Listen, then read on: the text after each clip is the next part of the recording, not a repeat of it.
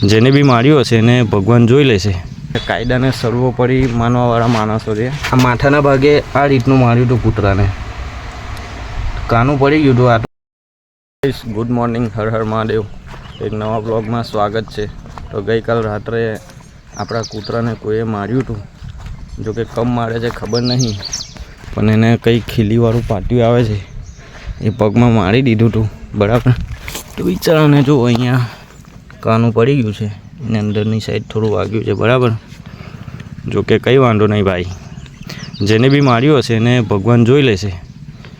પણ આ તો કેવું છે કે મારી તો અમે બી એને શકીએ છીએ, પણ આપણે કાયદાને સર્વોપરી માનવાવાળા માણસો છે, એટલે આપણે કોઈની જોડે ઝઘડા બગડા કરતા નહીં.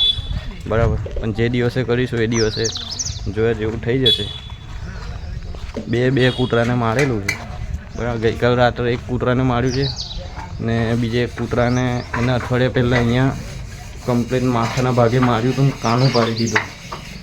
એ તો કૂતરાનું નસીબ સારું કે બચી ગયું. જુઓ, તમને બતાવું.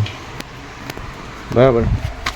જુઓ, આ માથાના ભાગે આ રીતનું માર્યું હતું કૂતરાને, કાનું પડી ગયું હતું. આ તો થોડા ટાઈમથી દવાને એવું લગાડીએ છીએ, જમવાનું આપીએ છીએ, એટલે સારું છે હમણાં તો.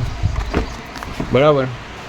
બાકી જે દિવસે લપેટામાં આવ્યા ને એ દિવસે પથારી ફેરવી નાખીશું, એ બી કાયદાકીય રીતે. બરાબર. બાકી ભગવાન છોડે ને એ તો પાક્કું છે. ને આ બધી વસ્તુ કૂતરાઓને, જાનવરોને કોણ મારે ખબર છે?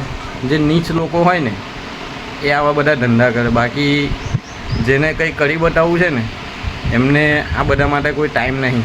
હા, થોડી સેવા કરી દે, પણ આ બધા માટે કોઈ ટાઈમ નહીં, લડાઈ ઝઘડા માટે. બરાબર. તો જેમ બને એમ એનિમલ્સની સેવા કરજો.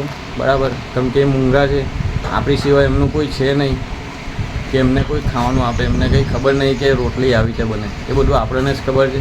એટલે સેવા કરવાનો અધિકાર બી આપણો જ છે. બરાબર.